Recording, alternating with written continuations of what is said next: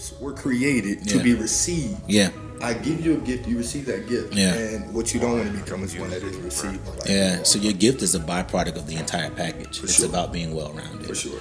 It can be challenging if you don't know your assignment. Mm-hmm. Right. Now, one thing that I thank God for, that He's favored me to pastor gifts. Lord, give me clarity on how I should go about this, because when you don't, you waste time. Yeah. I got time to waste. I believe it's God's agenda that we reflect Him in every area of our life, financially, emotionally, and spiritually. And so my thing has always been, I don't want to limit my creativity because of a budget.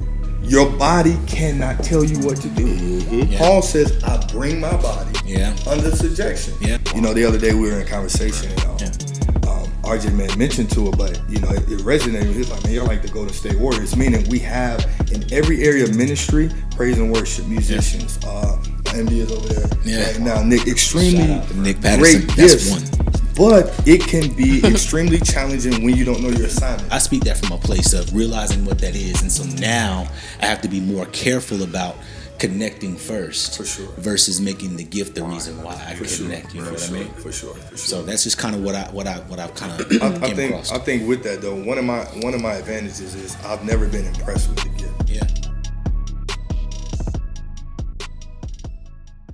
What's up, everybody? It's your boy RJ. We're here at Safe Space Network, where we keep the main thing, because you are the main character in your story. We got my boy, my brother, my guy, the Pastor Ryan Ford here from Grace City, here in Fayetteville, North Carolina, man. Tell the people what's up, man. Listen, what's going on? I'm excited. I'm excited about this conversation. I'm happy to be with you guys. I'm gonna be honest, man. I feel like I'm at the Inspirational Breakfast Club, man. This is dope. So thank you for bringing me. We getting there. And of course, we got Angelica Hicks and my man Rayshawn. We are here in the building. Let's go. So how we starting off today, y'all? Well, first off, tell us about who we got here. We got my man. Pastor. Listen, I told you, we got the man here from Grace City himself. Right now, they're on Rayford Road. What is it, 4921? 4921 Rayford Road. So if you are in the Fayetteville area, listen, if you're in the surrounding area, Lumberton, we're talking Charlotte, Raleigh, the whole North Carolina region. Listen, if you're in the area, come down, check my man out. They're doing a great thing down there in Rayford Road. And listen, I think you're in the series right now dealing with what? What is the War Within? The War Within, yeah. The War Within, absolutely. I love it. All right, can you popped in give us a synopsis? So a synopsis, the greatest fight we fight is not with our boss at our jobs. It's not with our coworkers. Yeah. It's not with who we deem to be our haters. Yeah. It's the fight we fight within, between that flesh and that spirit. Yeah. Paul put it like this. He said, when I wanted to do right, evil is always present. And so there's always a war between our flesh and our spirit, man. That get me every day. I be wanting to do right. Mm-hmm. All of us. That was good, because I was kind of watching you, because I'm like, listen, I know you're a preacher, and I don't know if you're long with it or not, but No, I ain't. I didn't know if I was gonna have to jump in and be like, all right. If you do it strong, you don't have to be long. Right, listen, get to the point. All right. I love it. I like it. But so you asked where we're going today. I tell you the one thing that hit me earlier today, and I was like, we got to talk about it. I know we love her, especially you being a singer. Kim Burrell, we got to talk about it. The whole viral video. All y'all did the same thing. As soon as I said Kim Burrell, all y'all here went, No, okay, so the whole video went viral with her on, I call it that church fussing. That's what I call it, church. She was doing church fussing. Yeah. Told the people to watch who you hang with. Don't hang with folks that live in trailers. Hold on. That was the beginning of the video. So I saw something different. So she was actually she was at a conference just recently where she kind of talked about the different statuses of people and how you should kind of really look at your circle. So this wasn't her when she was at the convocation. This is the same video. It's the same video. The beginning part of the video, right before she got into the whole rant about folks being ugly. Okay. You probably saw the edited version. She got a little wild. I saw you got your hats on and you covering all that. The ugly. So there was a second video that came out. Yep. Yeah. It was just a longer version of it. So she was ranting before she ran it. Yeah. So she was ranting, and she ranted about folks being, ugly. Yeah. And then she ranted about, the church can bring her. She's not that expensive. Use your PPP money. And it was just a lot of ranting. It was a lot for that space. But for the part you heard, I'll start with Pastor Ford. What were your thoughts on it as far as, I mean, this isn't her first time. This isn't her first go around. And the truth of the matter is, man, people are more attracted to entertainment and information. Entertainment drives us. We feed that, and unfortunately, the church has become extremely messy. The church always had some messiness to it, even before our time. But it's become a lot more public now, and their opinions about how they feel about things. But I mean, this isn't. If I were to hear that, I wouldn't be surprised. This isn't again her first radio, and so to me, I think she's gifted. But unfortunately, man, we don't need that kind of stigma, especially if we trying to save folk. You know what I mean? And so it just brings about that stigma. I hate going down my timeline on Facebook and seeing things that attack the body of Christ. Right. So I have a question. If she was in your church and she did that exact same thing, y'all brought her in, what would you do? Here it is. That's what I want to know. Here it is. Now you listen. Now listen. You done spent your money buying her ticket, paying for her. I want to know what the pastor gonna do if she at your church at Great City. So I can't give the answer to that because I don't know about the second video. So I'm okay. Gracefully on this one. Well, we can just the first video, just the video you saw. If she was fussing, and said the people the guy was. Well, she didn't say they were ugly. If you're being ugly, I think she was trying to say more being ugly. No. Okay, I was trying to say no. Call them ugly. No, she said I haven't chosen anyone to be ugly. Right. She just was making a reference to when Brian Karn was there and how he can kind of be a little And she was direct. also making reference to his character. Yeah. And so that opened up a whole different window. She was giving reference. Y'all have a big personality. Yeah. And that kind of drove into that. So I mean, to answer your question, I'm a very, you're not going to offend anyone in my ministry, period. I because Great City isn't just a church, we a family. Yeah. And I've said that since day one. Yeah. There weren't nothing but three of us sitting in there. Right. And so if someone, I don't think in that particular video that I saw, she was calling them ugly. Right. But let's say someone did. I'm gonna handle that in front of people publicly. Right. Because you did it publicly. So let's pray I never have to be faced with that. Now, am I allowed to ask a question? Go ahead, do your thing. Because I hear the man of God. You hear it. At some point, going to start a ministry. No. That was a joke. You know what? She came to your church. Oh no, I ain't got no church. Now she came over there. Listen, if she came to Truth Church, if she came to Truth Church, this is the piece right here. I don't think that, I would have tried to come behind and so much correct in real time. I definitely would have tried to make sure that we keep the main thing, which is our mantra here at Safe Space Radio. And I just remind people after that moment, right? I point it back to Christ. You know what I mean? Sure. I just would have found some sort of sermonic way. I would have been in my mind, I'd have been like, I paid her for what? Because I don't want the people to be confused. You know what I mean? And that's the biggest thing. And so you're gonna get in and be like, okay, let's pray? No, I'm gonna be like, and we tell God, thank you. Why are you looking at me like that, Ryan? You know what I mean? No, I'm serious. Because those are the moments where even trying to correct that in real time could create a level of confusion. And so what I'm not gonna do is publicly chastise that or kind of come at that. I'm going to put a pin in it is what I'm going to do. And I'm going to deal with that, not only off stage, but definitely talk to my leaders and make sure that we, have those meetings beforehand that kind of create left and right lateral limits. Now, what I will say is this is the other side of what I thought about. While her comments were a little aggressive, I think they were a little aggressive for the pulpit. I do believe, and there's a thought that was raised to me, that you are the average of the 5 people you talk to the most. So there was some context in what she was talking about. I think that wasn't the space for it. I think there's a space where you can train not only your church, but train your leaders so that everybody can be a replica, not only of each other, but a replica of Christ. Yeah. And I think that she used a moment with her influence, incorrectly. You know what I mean? And I think with the level of influence that she had, she could have really got after being a replica. Because the Bible talks about iron sharpening iron, right? And you got to rub up against some folks to be able to do that. You don't just walk past sharp things. You got to rub up against it. So I think that she could have placed it a little differently. What you got? I was about to say, it's kind of hard. I have somewhat of a relationship with her, so I don't normally comment. Even when, like you said, they have first rodeo. Every time something happens, I try not to even comment. We ain't best friends. She sung at my wedding. We've been cool for a long time. During the concert, the WIDUs, you bring her in as a judge. We've been cool for a long time. I used to do work for her back in the day. I think the thing I've always said, and I joke about it, it's got to be hard to be that gifted. Yeah. And I think sometimes when first off, let me say this, and you may not agree, but I'm talking about you too. Some of the most gifted and anointed people I know are the craziest folks. What you trying to say?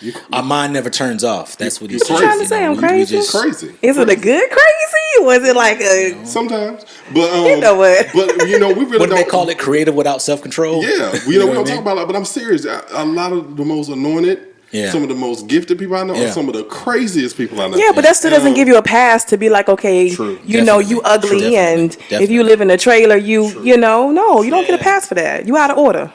Okay, so you don't feel like the church gives us a pass though? So sometimes, let's say the most anointed people in the church, most gifted people, the church is the one place they can go and still act the fool, and most of the time we give them a pass for it. Now y'all ain't gonna sit here like y'all ain't. Now I will say that the church does, because they'll still call you back. Yep. You know, I mean, I think we have to be careful that we don't try to preach any and everything. I think the Bible is the Bible, and I think as long as we draw illustrations from it, you know, to create sermonic moments so people can walk away edified, you know what I mean? I think that's the key. But I think now the commercialism, if I can make that up as a word, and then the entertainment factor, right, has taken more control than what it was necessary or it was placed to do. Right. And so now we try to preach everything when everything is not supposed to be preached. The problem is you bring some. This is a problem, right? And you probably don't have this problem at Great City. But I've been in church a long time. The problem comes in if I ask you to come sing, just sing the song. That's it. Sure. I didn't ask you to get up and preach. I didn't ask you to give statements before. Yeah. If I ask you to say a prayer, just say the prayer. Right. Say the prayer, say amen, and sit down. But you know, the black church, you know, I just want to say something real quick. That's where we mess up. You're out of order. For sure. We got a whole lot of talking in between it or before, and it just, you know, you just get the ranting and that. This is gonna be touchy. That's why I like churches. I don't know how to say this if I'm saying it the wrong way. A safe space. I like churches where a whole lot of people don't touch the mic. Right. Yeah. Right. I don't like it where so and so gonna do this, so and so gonna do that. Let one person control the floor of the service, praise team to the preacher, and let's just get to where we're going. When you got all this extra stuff, you know. But I mean, we see it in church all the time where people get the microphone and they just, you know, it's just like something switches like a transformer. And they just go da da da da da. I'm like, well, you ain't said a word, you know, prior to you getting the microphone. Well, you know, that's their showtime. Showtime at the Apollo used to be in certain houses. In certain, right. When I grew up, that's what it was. Now, I'm sorry. He said, "Praise God." So that don't happen at Grace City. Do you think? No, I think we also got to make sure we don't confuse gifts with character. Yeah, you know what I'm saying. The Bible says gifts come without repentance. Mm-hmm. But at the same time, you know, you got to be responsible with that gift that God has given you. Mm-hmm. You know, and unfortunately, yes, people who are extremely gifted, and can raise offerings, are offered opportunities that others aren't, right? But you got to be again responsible with that gift. In fact, the most people who are the people with wisdom, they balance their gift with responsibility. Yeah, you know what I'm saying? Because you don't want to be a gift that's not received, right? But then who's holding that person accountable too? For sure. Who is your pastor? Right. You know, right. I tell a lot about. I can learn a lot about a person by asking one question. Yeah. Who are you accountable to? Yeah. And I tell again, you don't want to. Gifts were created to be received. Yeah. I give you a gift, you receive that gift. Yeah. And what you don't want to become is one that is received. But unfortunately, you know, someone who is gifted that can just move about is like saying a person who is attractive can have a bad attitude. Oh man, being attractive isn't a good isn't an excuse for having a bad attitude. Absolutely. Yeah. You know, you want to be received by everyone. You know, not just the people who act like you and talk like you. Yeah. So your gift is a byproduct of the entire package. It's about being well rounded. For sure. Yeah, I love that. I got a question, Pastor Ford. I don't know if I'm trying to call you Pastor Ryan, Pastor Ford. It's all good, man. Ryan. Got a question. So, how difficult is it pastoring a church that has a lot of gifted people, a lot of creative people? I would say from the outside looking at Grace City, there's a lot of millennials and a lot of singers, musicians. How hard is it and how difficult is it pastoring creatives? It can be challenging if you don't know your assignment. Mm-hmm. Right. Now, one thing that I thank God for, that He's favored me to pastor gifts. You know, the other day we were in conversation and RJ man mentioned to it, but you know, it resonated. He was like, "Man, you're like the Golden State Warriors." Meaning, we have in every area of ministry, praise and worship, musicians. My MD is over there right now. Nick, extremely shout out to Nick Patterson. Great gifts. That's one. But it can be extremely challenging when you don't know your assignment. Meaning, because we know gifted people sometimes can be the hardest people to lead. Because they think they may know everything. Yeah. But when you understand your assignment, I realize my assignment is to mature the gifted. Yeah. Yeah. Mind you, when Nick got with me, he was 17 years old. Yeah. And so I had 22-year expectations on a 17-year-old, and I was frustrated every time. And God said, you can't get frustrated with your assignment. Yeah. Your assignment is to mature the gifted. Yeah. Mm-hmm. Shout out Pastor Jamel McCoy, our worship pastor, man. Phenomenal gift.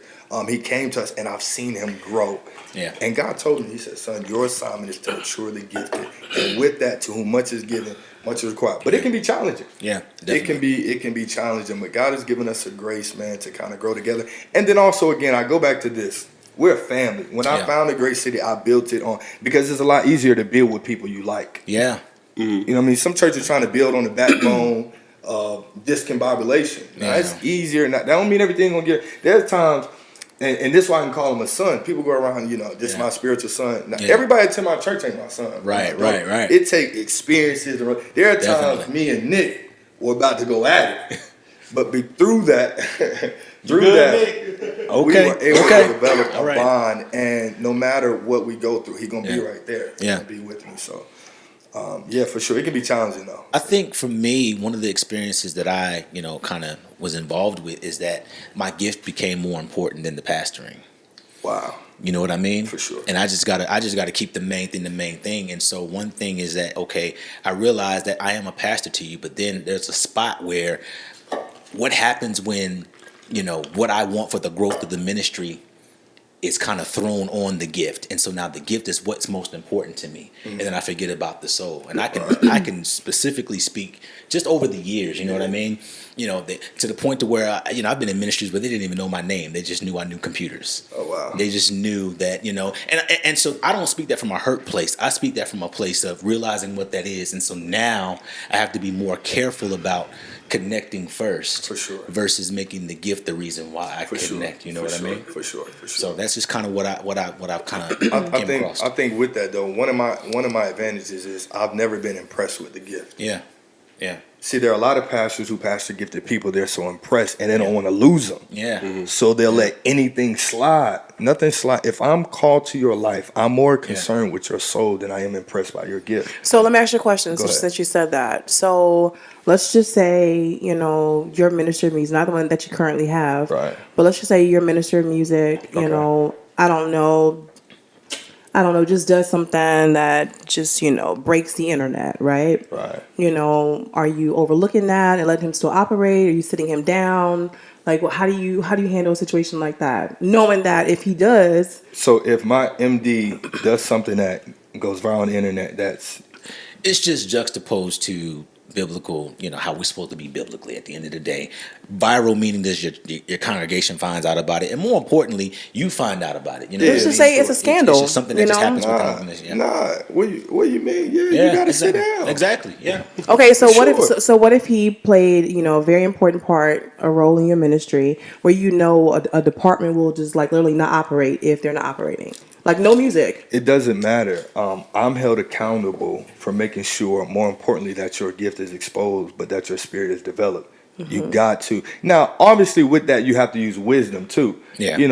Everything ain't meant for you to sit down. There are some things I need to walk you through discipleship. Yeah. Through deliverance. Mm-hmm. I need to walk you. And that's one of the things. See, when I've grown now, but in the earlier stages, I sat people down for things that I should have probably walked them through deliverance with. Yeah. Because me sitting you down for 2 weeks don't mean you're going to stop doing it. Exactly. Yeah. Absolutely. I've ignored the root of the situation. Mm-hmm. And then when I started paying attention to the root of the situation, that's when I realized discipleship does more than embarrassing people. Right. Because sometimes leaders do that just to embarrass you. Yeah. Like, what's the root of the issue? How do I walk you through deliverance? And when we start doing that, we'll realize it's more effective. Now, there are times you need to sit down. If I now, as the pastor of Great City, went out and made a baby, I need to sit down. I done set myself down. I'm still set. What did you sit yourself down for? I'm still. You don't. Wait, listen. This week? Are you in between salvation? No, I'm saved this week, but I'm still set down. Oh, okay. For what I did.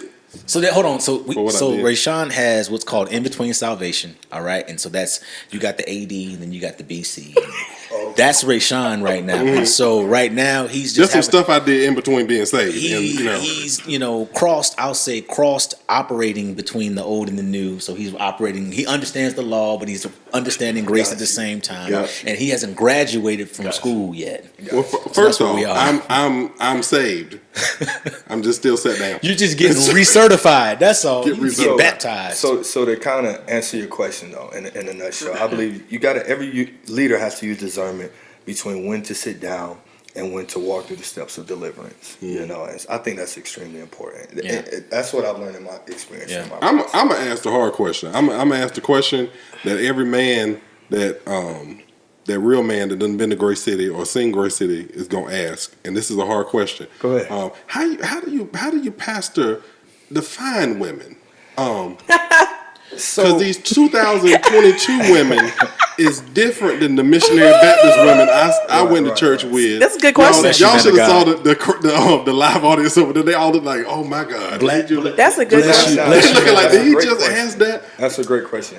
And the reality is, every leader, or not even leader, I mean, as it relates to pastor, but every high value man, if that's there we go. Oh God, don't say that. Every man with vision, I'll put it like every man with vision has to learn how to tell his body what to do. There you go. You're talking good now. Your body cannot tell you what to do. Mm-hmm. Paul says, I bring my body under subjection. Yeah. And so through my experience, one, to wrap it in a nutshell, I want to grow my church. Yeah. I want my church to grow to its fullest potential, and you cannot do that when you sleep around women in your church, or sleep around women, period. You can't do that. Yeah. Because it's going to affect what you're trying to build. Yeah. Period. Yeah. And so when you realize that, man, I got a long-term vision, I'm not risking that for a moment in a moment of time, a temporary satisfaction. Yeah. And so I've grown through that process, and so for me, I mean, it's become extremely easy. Extremely easy. So, I mean, you go ahead. I have a question. I need to cut you off. I have a question. Why you giving? I gotta give him an offer. Yeah, that was good. The man. He preached. You gotta tell. Okay, so I want. Can I say this? Ain't no big offering. Little offering. I received that. You know what? Little offering. Wait a minute. Wait a minute. You know what? Do we need to put the handles at the bottom of the page? I'm sorry. That was the Safe Space Network. That was a given moment. No, you gotta learn how to bring that body into subjection, man. And so that's been my safe haven. That's what's kept me. But Miss Angelica really got something to ask me, so I'm gonna let her. So my question is, what's going on? Like, how do you handle the, like the DMs and stuff? Are you ignoring them? Are you saying, hey, listen, come to my church on Sunday? Like, how are you handling like those types of situations, like those? Because I mean, listen, I get, listen, we're not gonna entertain it, we're not gonna give it, but we all, for sure, we all have flesh. And all of our flesh rises. For sure. You know what I'm saying? Well, so I want to know, I mean, how do you handle those moments? One, I know my worth. Mm-hmm. So every girl I ain't entertained, I know my worth. So that alone, that's half the battle now. You know what I'm saying? Because when you know your worth, everything ain't an option. Yeah. People are like, man, you got a lot of options. Yeah. An option is something I would choose. Yeah. So just because there's somebody attracted to me, don't make them an option. That's to me. Right. That's good. Because an option is something that I would choose. I know my worth. And then just to be real, safe space. Pre Pastor Ryan Ford. Okay. I was that guy. I did all that. Yeah. You know what I mean? Yeah. And when you do all that stuff, I'm not entertained by that thing. See, that was my in between salvation. I didn't did all that. You know what I'm saying? I did all that, man. And then listen, Bay ain't Bay if Bay don't pray. Exactly. That's what your T-shirt. Well, that's I was just reading. Soulmate gear, coming back soon. Y'all check it out. But now, I'm focused, man. And I know some people may use that as a cop-out. You can ask anybody on my team every day, because now it ain't about just positioning myself. I want the church to be successful and do well, but I want to produce people who are being successful outside of church. Yeah. You know what I mean? We do well with the gifts and all that. Yeah. What is your effectiveness outside of the pulpit platform? Yeah. But I'm telling you, man, I'm super focused. So it's going. I'm not tempted by a lot of what most people. And this is the thing. This is why I think God does send me a lot of young women and a lot of people, period. He knows in my heart, I'm not going to take advantage. You can go there. So you're saying he knows he can trust you with it? He knows he can trust me with it. Yeah. He knows he can trust me with it. So do you know, like, and I'm pretty sure that you have a spirit of discernment, and you know whether or not they're really coming for a move of God, or they coming just because he's attractive, he's got swag, Well, one, I don't care why they come because we're gonna get you saved and delivered. And then two, Angelica, my mama go to my church, so yeah, it's just that's a fact. shout out to my mom, she go to my church, and so she the one text me out. If you ever meet my mama, you'll understand why a lot of stuff makes sense. Like it's just certain stuff ain't going down. And you know when they on a bad mission, when they start you ain't preached that good, and they start talking about how good you preach. Right. I'm saying, I'm being serious. Like, you just oh my God, it's like you talking to my soul. Right. Like my belly moves when you talk. But see, this is the thing. That's when you say I smell sin on you. That was. Oh God, we're still here to help. I'm just saying. I said that one time every episode. We're here to help the people. I'm helping the people. Yeah. I'm saying what y'all don't want to say. Right. That's why I can't have no church, Ryan. You said why? Is it why you ain't pastor? Because they ain't ready for my mouth. Mouth just. You're gonna be like Kim Burrell. Just like that. That's why I watch. No, I'm playing. I'm playing. But I get it. So Ryan, you wear a lot of hats, and I know we talked. I done called you Pastor Ryan. We done talked about that a little bit. One of the best parts, I think, Rob is who brought it to me. The brand side, because I of course know you are. We talked a couple times. Yeah. I didn't realize how big the brand had become as far as the followers, TikTok, all that stuff like that. And I think what's the quote? The bag. Be in your Bible, but be in your bag too. For sure. Yeah. Tell us about it. What does that mean? What does that really mean? To me, again, I kind of touched it a little bit. I believe it's God's agenda that we reflect Him in every area of our life, financially, emotionally, and spiritually. And so my thing has always been, I don't want to limit my creativity because of a budget. Yeah. When you have a budget, it limits your creativity because you're thinking on the level that you can produce financially. And so, how much more effective could you be when you're not thinking about budget? Yeah. Let's be in our Bible, but we can touch more people to bring themselves in their Bible if we're also in our bag. He said, I want you to be the head and not the tail, above and not beneath. Yeah. I come that you might have life and that more abundantly. Yeah. And I don't believe it's the will of God that we go to church, we scream, shout, dance, and we leave and can't pay our bills. You know what I mean? And so that's always been. That's all Kim was trying to say. That's all she. Yeah, I was going to say that. That's all she. The video was you didn't see. It was just the space. It was just the space in which, and it was almost. She said it wrong though. Yeah, it was almost like the arrogance in which she said it in. You know what I mean? And it just wasn't a Christ-like delivery. You know what I mean? But that's exactly what she was saying. Really? Yeah, it just wasn't Christ-like. She was trying to say, watch your circle, because if you're around people that can't pay the light bill, always struggling, it's going to put you in a place where you're always struggling. And so be careful of that circle, you know what I'm saying, that circle that you're keeping. And so that's real. When it comes to the brand, getting to, what you got, like 40-something thousand people? I think we had like, 47,000 on Instagram? Yeah. I got like 40 people on Instagram. You got 15,000 people on Instagram. How did you get there? Like, what was that walk? Like, how did you go from regular to, Man, I hate to use this as reference, but I think if she would have said it in a better way, people could have really learned from that moment, being around the right people. Yeah. Mm-hmm. Just being around the right people who saw the potential in me, saw the drive, the zeal that I have, and gave me information. A lot of it, my people suffer for the lack of knowledge. Yeah. They put me around the right information to take my vision and bringing it to reality. And so obviously I've always been knowledgeable of social media, but just knowing how, algorithms and things of that sort, having good content, and just being spirit led, God. Not only do I see God about everything in my life, every decision I make. Lord, give me clarity on how I should go about this, because when you don't, you waste time. I ain't got time to waste. But it's being around the right people and just having a heart, and then being able to see, and this is the biggest thing, what's coming in the future. Yeah. The people that win have answers for the future. Yeah. The reason Moses was such a successful leader was because of his ability to see into the future. Mm-hmm. Yeah. He wrote the 10 Commandments, which still in many countries we live by up until this day. Yeah. That murder is wrong and all these things are wrong. Yeah. That was something he wrote over 2,000 years ago. Yeah. He was able to see into the future. And so the conflict for him didn't come when he went up to Mount Sinai to receive that information, that insight. Yeah. His conflict came when he came down here Yeah. and tried to express to people what God gave him up there. Yeah. And so I've always been one who was able to not just see into what's going on now, but even prophetically to see what's coming in the future and find a way to pivot and beat everybody else there. You know what I mean?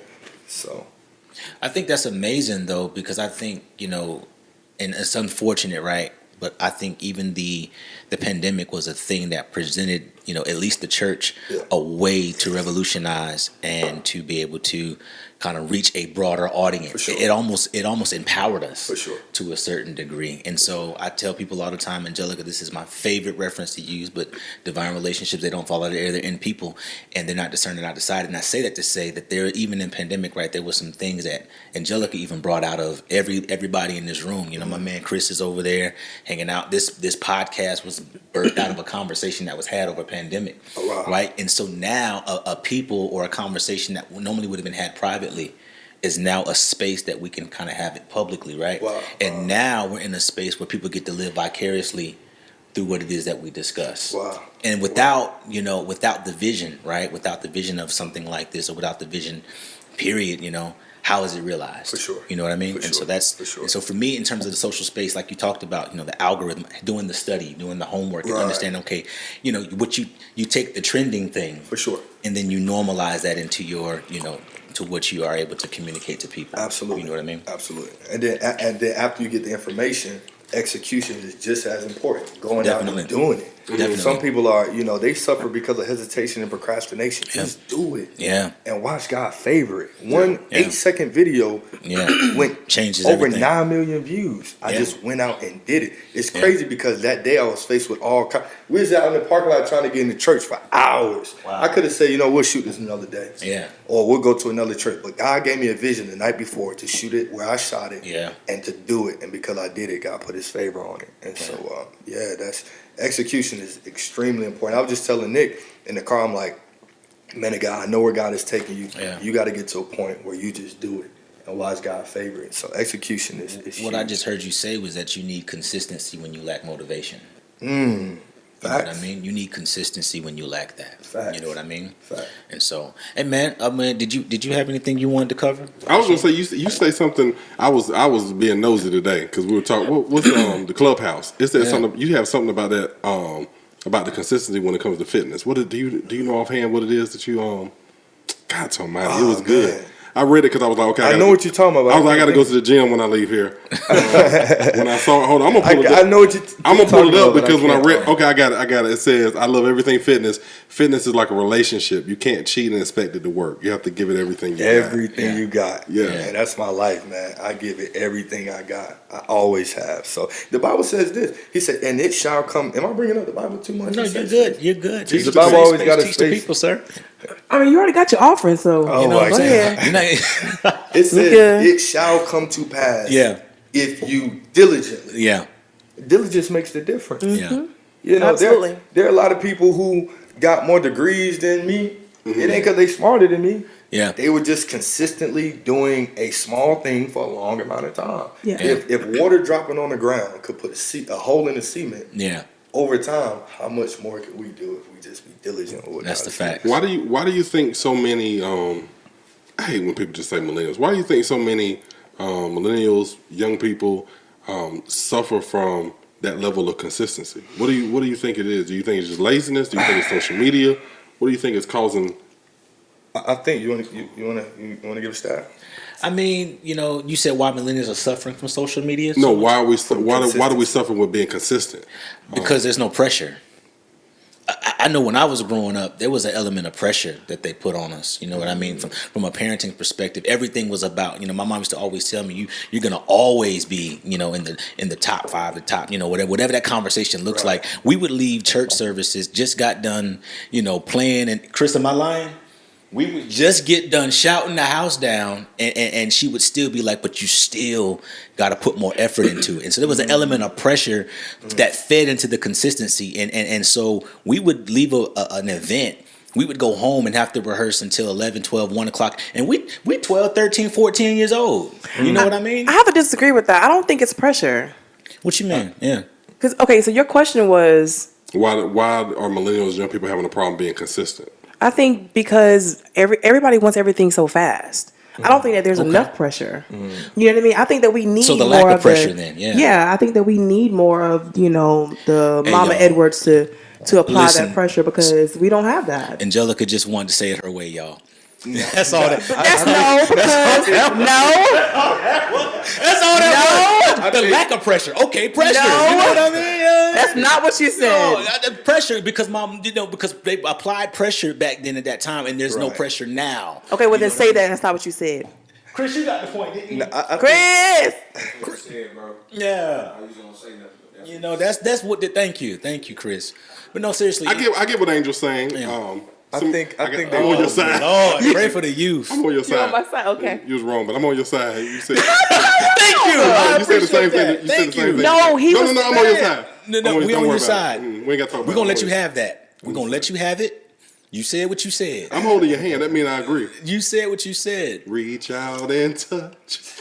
And so I'm thinking now in real time, and this is so lack of pressure, right? But then we're in a space now where everything is so touchable, right? It's so tangible. That Now you saying the same thing she said. No. Exactly, I'm going somewhere else. I'm sorry. Go ahead. I'm sorry. So while we lack pressure, we also are lacking more examples. You know what I mean? And I think back then, the desire to be an example is much different now, where who I am independently may be more important than what I present in terms of my example. And I'm not saying that personally, but I'm just saying that there's just people that I've seen that there used to be more mentors in the world. I think they got the wrong examples now. What both of y'all were saying, and then her talking about speed, is like social media now makes us feel like success can happen over, you know what I'm saying? Overnight, like it's just for a lot of people it happens so quick, and it's like, there's no, like you said, there's no pressure, but I just feel like we just looking at people. I think society now is too stuck watching other people do it instead of doing the work. I think that we're just stuck like, I can watch their TikToks all day instead of, I'm talking to myself because I tried one TikTok. I was like, this ain't for me. I can't tick or talk. So, my age showing. So, but I think we get stuck just watching people be successful that we never get out there and actually do something with what we got. Yeah, I think all of those play major components. And I would just add, there are some people who are just really going through draining seasons of their lives. Yeah. I mean, there are individuals, millennials to be specific, that are drained, man. Yeah. And, they have the gift, they have the skill set, and that's what separates mediocre from greatness. Yeah. Sometimes when you're drained, it kills your drive.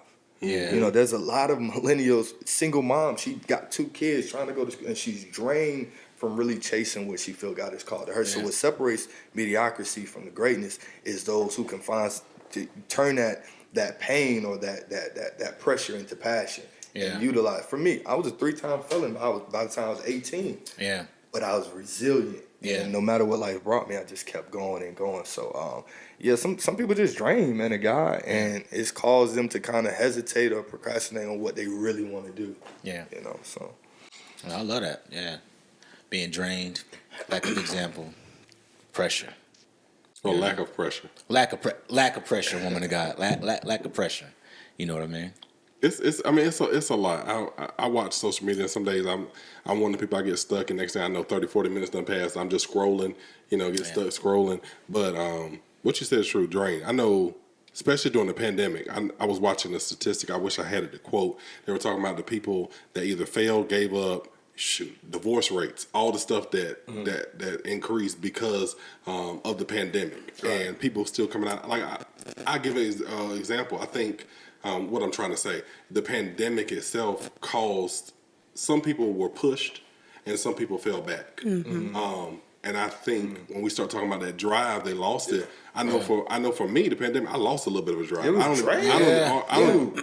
I'm still trying to gather myself. Draining. Like I don't have that hustle like I used to have. I don't have that. I'm like LeBron. I'm just I'm still there, but it's just not as it's not as smooth as it was. I can't get it. I can't get there as fast as I used to, and it's frustrating.